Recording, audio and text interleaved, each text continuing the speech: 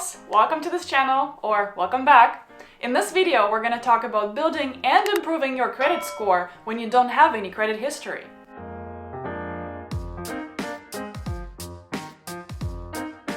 So, who may not have credit history? If you've just moved to Canada from another country, you will have to rebuild your credit history here in Canada.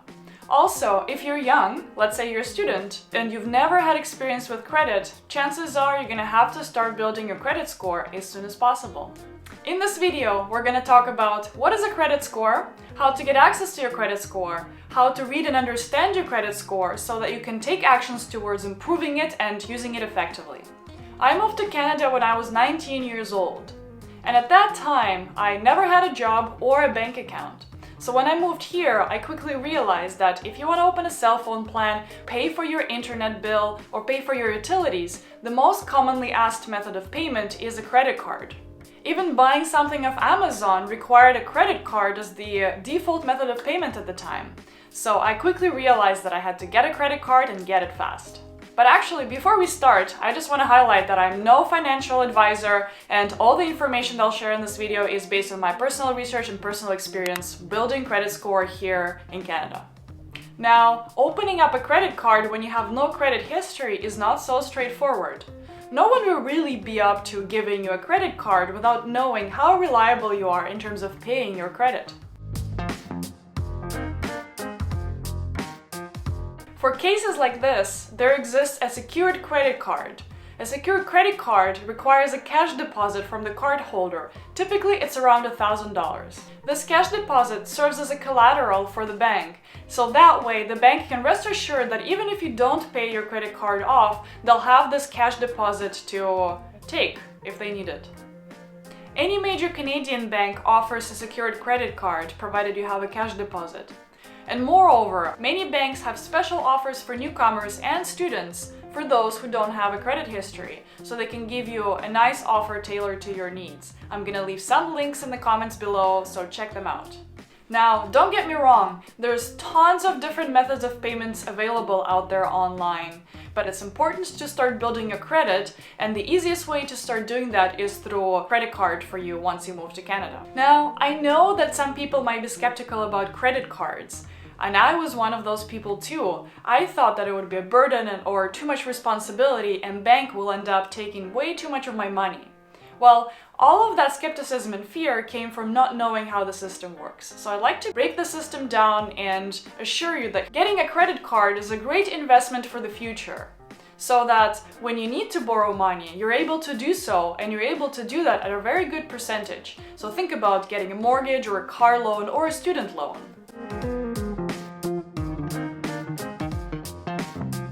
So, what is a credit score? A credit score is a measure of your credit worthiness. It is used by financial institutions, employers, and landlords to determine your risk profile. The higher your score, the better your credit.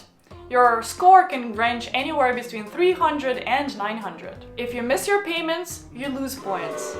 If you make your payments on time and maintain your credit utilization rate low, you will gain points. It's as simple as that. I'm gonna dive a little bit deeper into how to actually do that later in the video, so stay tuned. A good credit score helps you qualify for more and better loans in the future. You can get better interest rates and get better amounts that suit your needs. It can help you get a student loan, or maybe get a loan to buy a car, or even get a mortgage. Having a good credit score can also help you get a better deal on your phone plan, or get that fabulous apartment that you really want.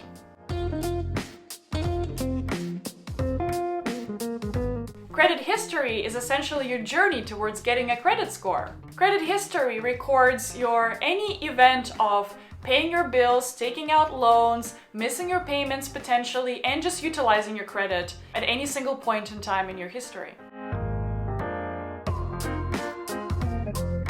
Alright, so now let's talk about how to get access to your credit score. In Canada, there are two credit bureaus that are responsible for calculating your credit score and also keeping track of it. There's TransUnion, and then there's Equifax. The moment you open any kind of credit, your lenders always send your credit information to these bureaus. Such bureaus can also be called credit agencies. The way the credit score is calculated by these agencies differs slightly, so keep that in mind when you're trying to compare your numbers there. There are three main factors that these credit bureaus are using to determine your score. The two agencies may be using a different math to calculate your credit score. They might be using a different math because they value different aspects of your credit history differently. Credit agency might not have all the information on your credit history on file. The thing is that some lenders report their information once you open the credit, but they don't necessarily report it to all the agencies out there. So depending on which agency you're using, some of your credit information might be omitted. And last, your credit score might be calculated on different dates. Different agencies have different cadences on when they refresh the scores. In any way, if you want to get your credit report, you can go to the websites of these agencies and get your credit report. Now, mind me, you will have to pay for your credit report here. Luckily, there are two great Canadian companies that made the credit score a lot more accessible to a regular Canadian, and you can access your credit score free of charge. Those two companies are Credit Karma and Borrowell. Interestingly, these two companies are using the same exact data as TransUnion or Equifax are using, so they're a fairly reliable credit score source. But the only difference is that you don't actually have to pay to access it. You might be wondering, so what's the catch there? Well, you're right about that. Free stuff always comes at a hidden cost. These two companies, Borrowell and Credit Karma, are collecting your data and things like your credit information, your personal income data, or some of your financial goals in order to promote and advertise different financing services to you, like credit cards or different types of loans. If you ask me, it's neither a good or a bad thing, really. In the end of the day, if one of these companies helps me get a better deal on my credit line or credit card, it's a win-win. If you don't want to feed your personal data to all of these companies, but you still want your credit history, what you can do is still register on those websites, fill out just the most essential information, opt out of all of their email communications, and you'll never hear from those companies again, hopefully. Alright, so you might be wondering, how is this credit score calculated? Let me break it down for you. I'm gonna use this nice juicy image from the Borrowell website. It looks like an ice cream, yum yum, and I think it's just a nice picture depicting what the credit score actually consists of. First, about 35% of your credit score is determined by the payment history. Payment history is essentially how well you're paying your bills and you're paying off your credit card. Please always make sure to pay your credit card in full every single month. Credit card companies typically give you 21 days to repay all the credit that you've taken interest-free. And if you absolutely cannot pay your credit card in full, make sure to at least do the minimum payment. Your minimum payment is always stated in your monthly credit card statement. My personal recommendation to you is that if you have a credit card, make sure you're only using as much as you can afford. Don't ever go over the limits of your personal financing and personal budgeting. Always try to pay your credit cards in full to make the best use of your credit cards. The next 30% of your credit score is your credit utilization. Credit utilization rate is the measure of how much of your total available credit you're actually using up on a regular basis. Credit agencies typically aim for 30% utilization rate, which is considered the optimal or the best utilization rate. For instance, if your credit card limit is $1,000, your 30% utilization rate will be $300 every single month, which means that you don't necessarily have to use up your entire credit card limit. You can just stay within the $300 a month and you'll be considered as the optimal credit utilizer. And if you find yourself spending more than the 30% of your total available credit, it's a good idea for you to increase your credit card limit to the point where you can still be good within those 30% of utilization rate every month. Now, the credit card limit increase comes at no cost for you and it actually positively affects your credit score.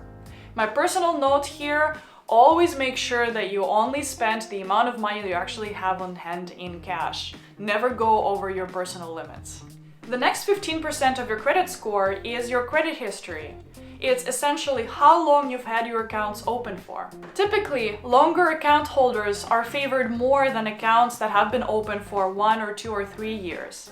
My personal advice here is that try to keep your credit accounts open as long as you can. Now, if you do that, always do make sure that you pay your credit accounts on the monthly basis so that you don't have any payments outstanding. And also, don't go spending like crazy on those credit accounts, because that's how you will damage your credit score. Now, of course, if you have a yearly fee on your credit card and you don't use that credit card, it doesn't make sense for you to keep it, so do cancel that. But if any of the credit accounts don't charge you any of the yearly fees, it's a good idea to keep them open for as long as you can. The next tiny 10% bit of your credit score is your credit mix. It essentially stands for how diverse all of your credit accounts are. So for instance, you might have a credit card, you could also have a student loan, you could have a car loan, and you have a mortgage. Having a good history with more different types of credit accounts plays really well for your credit history. The last 10% bit is your credit inquiry.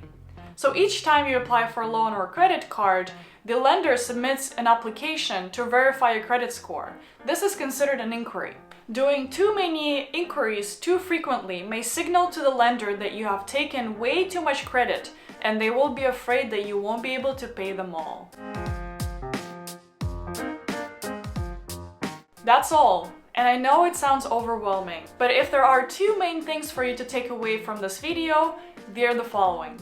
Open your credit accounts as soon as you can and keep your accounts open for as long as you're able to, provided it makes sense to you, because that's going to help you build a better credit history. And the second point is, please always pay your credit cards and credit lines on time. And if you, for whatever reason, cannot make the full payment on time, make at least the minimum payment. It will damage your credit score, but it will damage it a little bit less than if you were to miss the payment as a whole. And please, in order to avoid getting in situations like that, always treat your credit card as if it was your debit card and never spend more than you can actually afford. And keep in mind, you always have about 21 days to repay all the credit that you've taken on your credit cards without any interest.